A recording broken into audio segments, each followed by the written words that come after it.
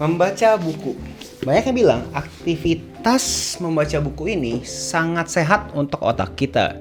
Bisa bikin kita berpikir lebih kritis lagi. Bahkan ada yang bilang itu bisa sampai memperpanjang hidupnya kita. Pas gue baca artikel ini semua, gue berasa, wah gue juga pengen membaca buku. Dan akhirnya gue baca ratusan buku selama 10 tahun. Dan hasilnya, kagak seru dong kalau gue langsung ngomong hasilnya. Kita harus mulai dari gue kecil. Pas gue kecil, gue demen banget baca buku.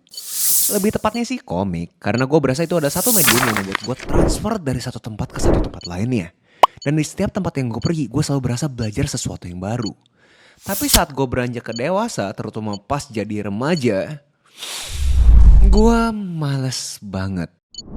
Kayak gue berasa ngapain gue baca buku. Setiap kali temen gue kasih tahu buku itu bagus, gue bilang, gue males, lu kasih tahu aja pokoknya apa coy. Ngapain gue harus baca buku sebegini banyak ya. Atau pas gue bener-bener pengen tahu banget, gue beneran baca, 5 menit kemudian rasa narsis gue keluar. Apa gue itu lebih pintar dari semua karena gue tahu ini ya?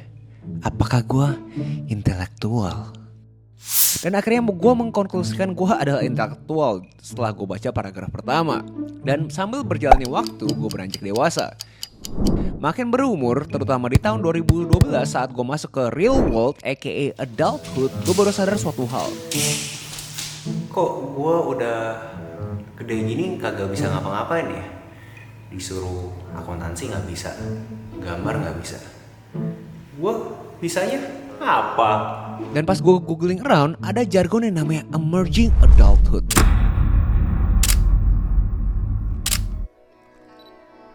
Dimana symptomsnya, mentalnya kena, gampang goyah, emosinya labil, fokus ke diri sendiri untuk mencari validasi secara eksternal, yang lebih umumnya orang-orang bilang dengan quarter life crisis. Dan saat gue merasakan ini semua, gue bingung. Apa yang harus gue lakuin ya? Setelah kiri kanan atas bawah pencet O segitiga X dan kotak, select dan start, akhirnya gue balik lagi ke masa kecil gue. Buku. Dimana layaknya pas kecil gue pengen masuk ke dunia-dunia yang gue kagak tahu dan gue pengen belajar sesuatu. Cuma bedanya pas gue kecil itu adalah pelariannya gue.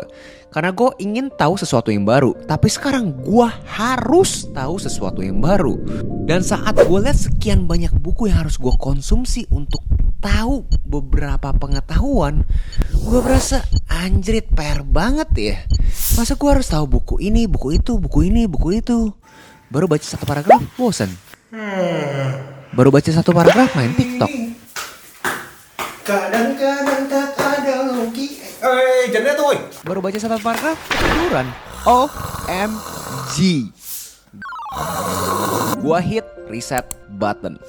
Gue sampai mikir kayak apakah gue emang sedangkal itu ya IQ-nya. Akhirnya gue research lagi, aka Google.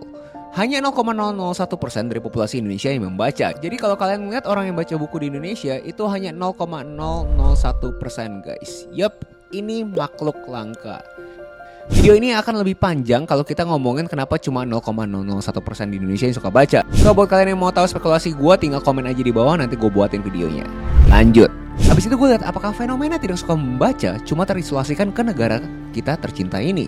Ternyata kagak. Kalau dilihat dari Belanda pun seperti itu. Dan dikaitkan dengan orang yang suka menonton TV. Kalau tren ini benar dan compounding, makin lama makin sedikit orang yang baca buku. Begitu sudah makin dikit, apa yang akan terjadi terhadap makhluk hidup ini? Apakah ini kehancuran umat manusia?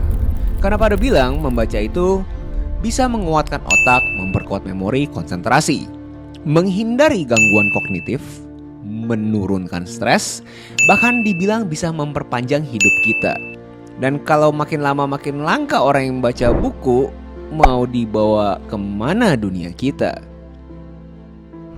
Oke, kagak se-ekstrem itu, dan ngapain gue ngurusin orang lain dimana gue sendiri aja kagak ngelakuin.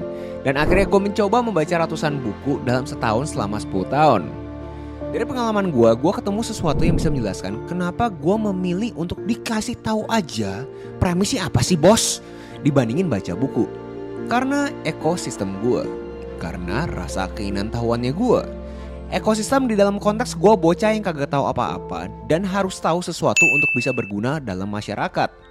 Dan rasa ingin berguna ini menimbulkan rasa keingintahuan gimana caranya gue bisa berguna di masyarakat. Dan layaknya semua anak umur 20-an, gue datang ke fase hidup ini.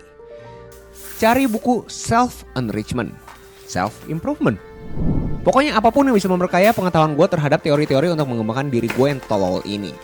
Dan buat kalian yang ngeklik video ini dan pengen tahu caranya gimana memastikan kalian bisa baca buku sebanyak mungkin, dimana kalian tahu kalian tuh mau tapi kagak tahu kenapa kalian itu males, tanya ini ke kalian. Ekosistem kalian sudah memadai atau tidak?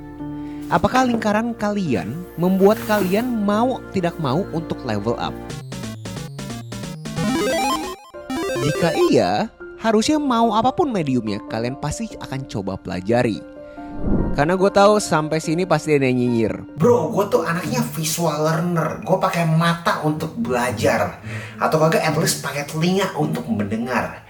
Gue kagak bisa tuh menyerap informasi dengan membaca. Pembahasan terhadap medium itu pengaruh atau tidak terhadap daya penyerapan kita ke suatu materi, menurut gue itu bisa jadi topik tersendiri. Jadi kita move on aja. Poin gue adalah kalian harus tahu motif kalian baca buku.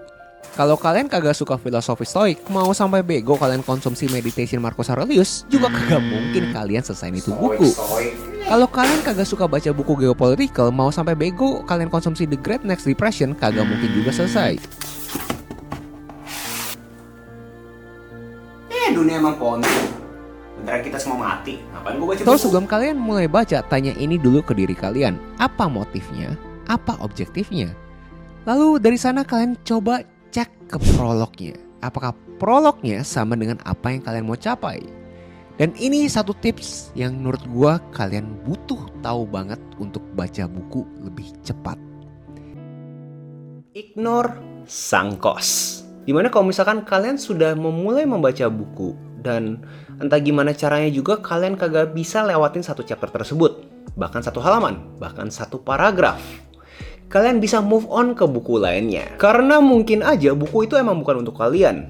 Gue tahu ada stigma negatif kalau misalkan kalian beli suatu buku, kalian harus baca buku ini sampai habis.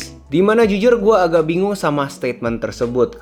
Karena layaknya kalau misalkan konten, kalau misalkan kalian kagak suka, kalian move on kan ke konten berikutnya. Sedangkan buku secara esensi, secara makro, ini kan cuma konten doang kan, ini materi kan. Dimana kalau misalkan kalian kagak suka, kalian tinggal tutup aja dan move on ke buku berikutnya. Cuma bedanya buku ini adalah mediumnya teks, tapi esensinya kurang lebih sama dengan konten-konten yang kalian konsumsi. Dimana pada umumnya menceritakan informasi dari sudut pandang pembuatnya, penulisnya. Gue yakin pasti ada beberapa dari kalian berasa kayak, loh bro, rugi dong gue udah beli tapi gue gak baca sampai habis. Sekarang mendingan kalian itu rugi uang, dimana juga harga buku itu tidak seberapa, atau dimana kalian rugi secara waktu. Terlebih ruginya, gagal menciptakan yang orang-orang sukses biasanya lakukan, yaitu adalah membaca. Karena diklaim semua orang hebat di dunia ini tuh gemar membaca. Lah bro, lu bukan orang hebat bro, ngapain gue baca? Ya bukan karena gue kagak hebat gue berhenti membaca juga kan. Kan ada benefit lainnya. Ya tetap aja bro, berarti ini semua kagak berguna bro. Lu aja kagak kemana-mana bro. Nah di sini gue juga pengen address ada stigma negatif kalau misalnya kalian baca dan kalian itu bukan siapa-siapa. Membaca buku bukan berarti kalian langsung otomatis sukses guys. Buku itu layaknya konten-konten lainnya itu hanya informasi. Dimana apa yang kalian lakukan dengan informasi tersebut yang akan memperbesar kemungkinan kalian untuk sukses atau tidak. Dan ngomongin sukses itu kan biasanya itu diukur dengan uang kan ya guys ya. Kalau orang itu kaya kalian bilang sukses. Tapi banyak banget hal-hal intangible lainnya yang dihasilkan dari buku. Seperti yang gue udah bahas di awal video. Jadi menurut gue kagak ada salahnya membaca itu. Ya males lah bro, ngapain gue baca, mendingan gue nonton atau mendengar aja bro. Toh juga sama aja hasilnya. Gue kagak tahu buat kalian, tapi buat gue aktivitas membaca ini beneran membuat gue berpikir secara kritis. Karena menurut gue membaca itu adalah satu-satunya medium yang beneran cuma kita tok, otak kita doang yang menginterpretasikan terhadap tulisannya itu ngomongnya seperti apa. Dimana kalau misalnya kita coba mendengar atau melihat ya medium video atau audio, biasanya kita sering terkesima atau terpukau oleh karisma orang yang menyampaikan. Jadi kadang-kadang ada biasnya. Sedangkan ini cuma ada kita dan tulisan tersebut kan.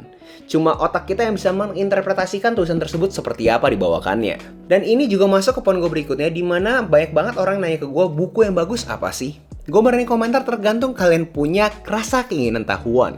Dan semua orang itu mempunyai rasa keinginan tahuan yang berbeda-beda. Latar belakang kita semua beda. Mungkin buat kalian kagak peduli yang namanya itu blockchain itu seperti apa.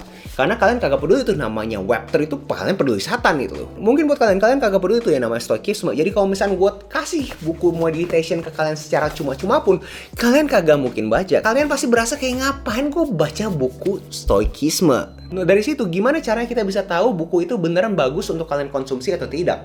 Menurut gue, satu indikator bahwa buku itu bagus untuk kalian konsumsi adalah saat kalian baca, kalian tuh bisa kayak